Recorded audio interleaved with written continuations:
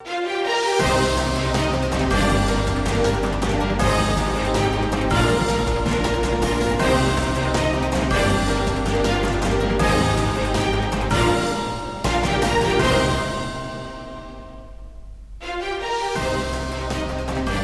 विश्वविद्यालय के शताब्दी वर्ष समापन समारोह में प्रधानमंत्री मोदी ने डीयू की सराहना की। कहा, ये एक विश्वविद्यालय नहीं, एक आंदोलन रहा है। परिसर में 3 भवनों का भी किया शिलान्यास। भाजपा के देशव्यापी महाजनसंपर्क अभियान के आज आखिरी दिन रक्षा मंत्री राजनाथ सिंह ने हरियाणा में की गौरवशाली भारत रैली।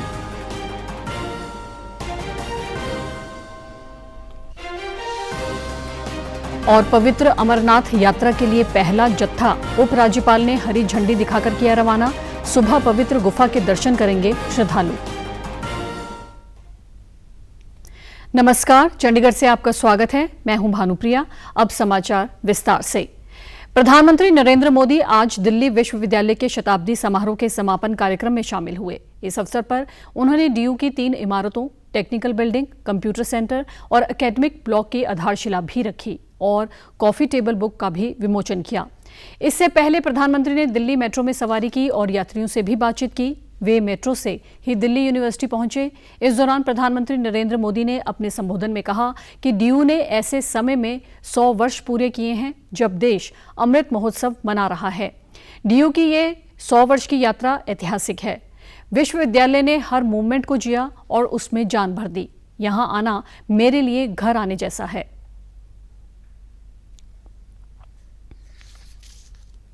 सौ सालों में अगर अपने एहसासों को जिंदा रखा है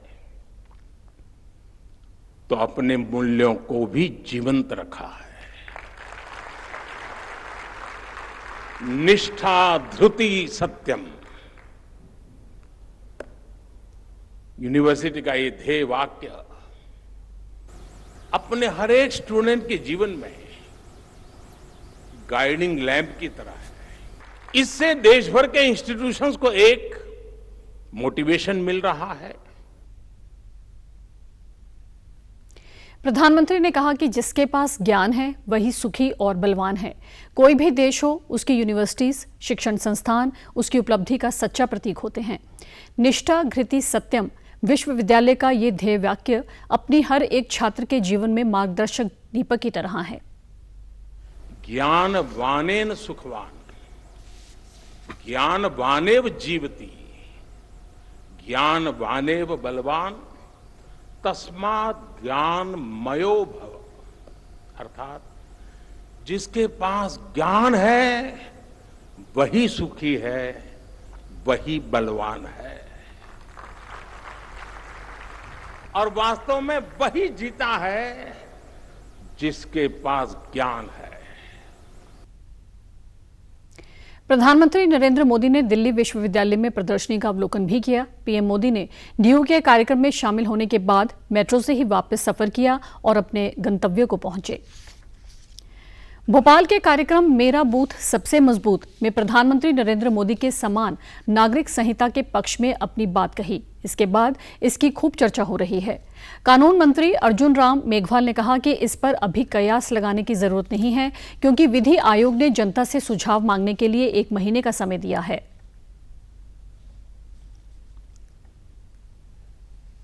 लॉ कमीशन ऑफ इंडिया ने इसको पब्लिक डोमेन में डाला।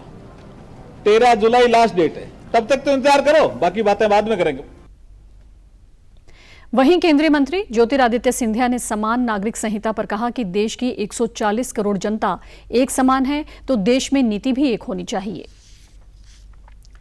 देश में बच्चों की बेहतर सुरक्षा के लिए केंद्र सरकार द्वारा उठाए गए कदमों का ही नतीजा है कि संयुक्त राष्ट्र महासचिव एंटोनियो गुतरेस ने बच्चों पर सशस्त्र संघर्ष के प्रभाव को लेकर अपनी वार्षिक रिपोर्ट से भारत का नाम हटा दिया है।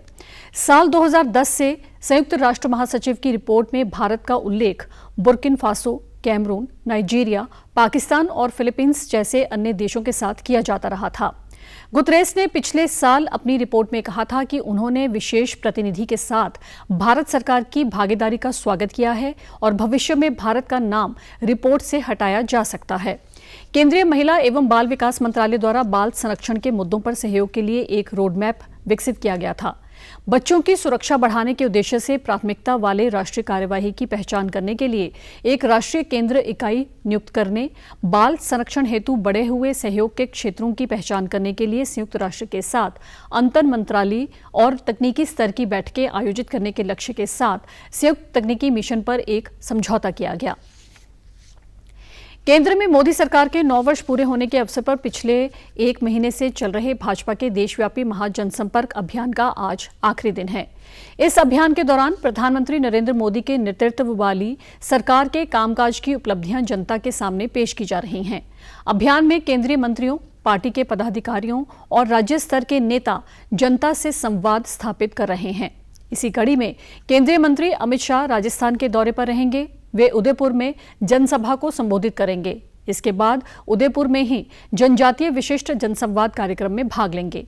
वहीं भाजपा के राष्ट्रीय अध्यक्ष जेपी नड्डा मध्य प्रदेश और छत्तीसगढ़ के दौरे पर रहेंगे। राजस्थान, मध्य प्रदेश और छत्तीसगढ़ में इस साल के अंत तक विधानसभा चुनाव होने हैं, इसलिए इन केंद्रीय नेताओं के दौरे को अहम माना जा रहा है। इससे पहले कल रक्षा मंत्री राजनाथ सिंह ने हरियाणा में यमुनानगर की अनाज मंडी में गौरवशाली भारत रैली में शिरकत की। इस दौरान राजनाथ सिंह ने केंद्र सरकार द्वारा पिछले 9 सालों में करवाए गए कार्यों और उपलब्धियों को गिनवाया। उन्होंने कहा कि कुछ साल पहले विश्व मंच पर भारत की बातों को गंभीरता से नहीं लिया जाता था, लेकिन आज दुनिया के मंच पर जब भारत बोलता है तो लोग ध्यान लगाकर सुनते हैं। पहले बहनों भाइयों, दुनिया के मंचों पर भारत कोई बोलता था तो भारत की बातों को लोग गंभीरता पूर्वक नहीं लेते थे। कहते थे भारत तो एक कमजोर देश है, गरीबों का देश है।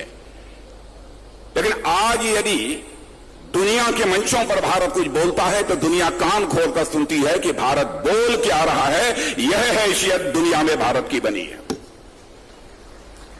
यह हैसियत दुनिया में भारत की बनी है कि भारत अब तो जो 2013 में देश की आर्थिक हालत के मामले में जो दुनिया में 11वें स्थान पर खड़ा था, आज वह जंप लेकर 5वें स्थान पर आ गया है। उन्होंने कहा कि किसानों को खाद पर जितनी सब्सिडी भाजपा ने दी, उतनी शायद कोई दूसरी सरकार नहीं दे पाती। हरियाणा में 14 फसलें एमएसपी पर खरीदी जा रही हैं। हरियाणा सेवा का अधिकार अधिनियम के कार्यान्वयन का अध्ययन करने के लिए महाराष्ट्र राज्य सेवा आयोग की ओर से मुख्य आयुक्त बलदेव सिंह की अध्यक्षता में 3 सदस्यीय प्रतिनिधि मंडल ने हरियाणा का दौरा किया। बैठक के दौरान बताया गया कि ऑटो अपील सिस्टम के माध्यम से 7,56,000 से ज्यादा अपीलें की गई, जिनमें से 7,42,000 अपीलों का समाधान किया गया है। उन्होंने बताया कि वर्तमान में 34 विभागों की 395 सेवाओं को ऑटो अपील सिस्टम पर शामिल किया गया है। उन्होंने कहा कि यदि अपील का निपटारा 30 कार्य दिवसों के भीतर नहीं किया जाता है तो अपील स्वचालित रूप से सेवा का अधिकार आयोग को भेज दी जाती है। श्री पवित्र अमरनाथ यात्रा 30 यात्रियों के पहले जत्थे को जम्मू कश्मीर के उपराज्यपाल मनोज सिन्हा ने आज सुबह जम्मू बेस कैंप से हरी झंडी दिखाकर पहलगांव और बालटाल के लिए रवाना किया। बम बम भोले के जयकारों से पूरा वातावरण गुंजायमान हो गया। श्रद्धालु कल बाबा बर्फानी के दर्शन करेंगे। वहीं अमरनाथ यात्रियों के लिए जम्मू में तत्काल पंजीकरण की प्रक्रिया भी कल से शुरू कर दी गई है। अब पंजीकृत तीर्थ यात्रियों के लिए जम्मू के शालीमार में एक केंद्र बनाया गया है। साधुओं के लिए पुरानी मंडी स्थित राम मंदिर परिसर में विशेष शिविर स्थापित किया गया है। इस साल अमरनाथ यात्रा 62 दिन की है। यह यात्रा 1 जुलाई से शुरू होकर 31 अगस्त को संपन्न होगी। यात्रा को लेकर प्रशासन ने सुरक्षा के कड़े इंतजाम किए हैं। चप्पे चप्पे पर फोर्स और पुलिस की तैनाती की गई है। अब खबरें फटाफट।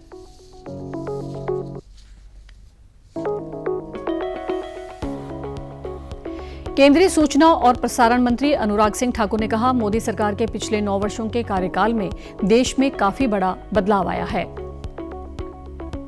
पैन को आधार से लिंक करने के अंतिम दिन आज वित्त मंत्रालय ने स्पष्ट किया कि अगर लिंक नहीं कराया तो 1 जुलाई से पैन कार्ड होगा रद्द। ओलंपिक मेडलिस्ट नीरज चोपड़ा आज स्विट्जरलैंड में हो रही डायमंड लीग में लेंगे हिस्सा। मांसपेशियों में खिंचाव आने से 1 महीने से थे खेल से दूर।